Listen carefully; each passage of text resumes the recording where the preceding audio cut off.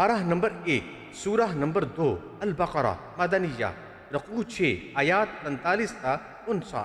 اے یعقوب کی اولاد، میرے وہ احسان یاد کرو جو میں نے تم پر کیے تھے، اور یہ کہ میں نے تم کو جہان کے لوگوں پر فضیلت بخشی تھی۔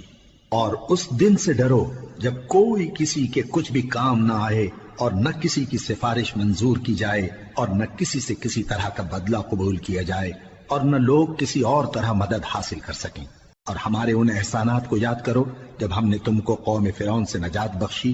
وہ لوگ تم کو بڑا دکھ دیتے تھے، تمہارے بیٹوں کو تو قتل کر ڈالتے تھے اور بیٹیوں کو زندہ رہنے دیتے تھے، اور اس میں تمہارے پروردگار کی طرف سے بڑی سخت آزمائش تھی۔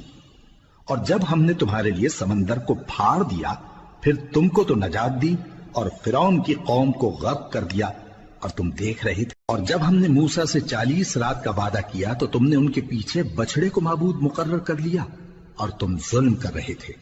پھر اس کے بعد ہم نے تم کو معاف کر دیا تاکہ تم شکر کرو۔ اور جب ہم نے موسیٰ کو کتاب اور معجزے عنایت کیے تاکہ تم ہدایت حاصل کرو۔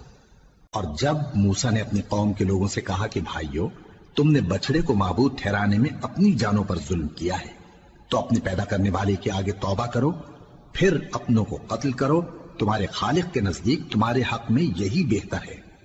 پھر اس نے تمہارا قصور معاف کر دیا، وہ بے شک بڑا معاف کرنے والا ہے، بڑا مہربان ہے۔ اور جب تم نے موسیٰ سے کہا کہ موسیٰ، جب تک ہم اللہ کو سامنے نہ دیکھ لیں گے تم پر ایمان نہیں لائیں گے، تو تم کو بجلی نے آ گھیرا اور تم دیکھ رہے تھے۔ پھر موت آ جانے کے بعد ہم نے تم کو اثر نو زندہ کر دیا تاکہ احسان مانو۔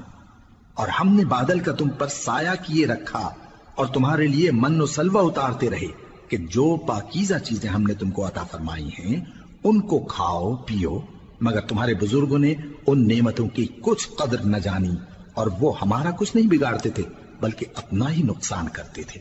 اور جب ہم نے ان سے کہا کہ اس گاؤں میں داخل ہو جاؤ اور اس میں جہاں سے چاہو خوب کھاؤ پیو، اور دیکھنا دروازے میں داخل ہونا سجدہ کرتے ہوئے اور حطوۃن کہنا، ہم تمہارے گناہ معاف کر دیں گے اور نیکی کرنے والوں کو اور زیادہ دیں گے۔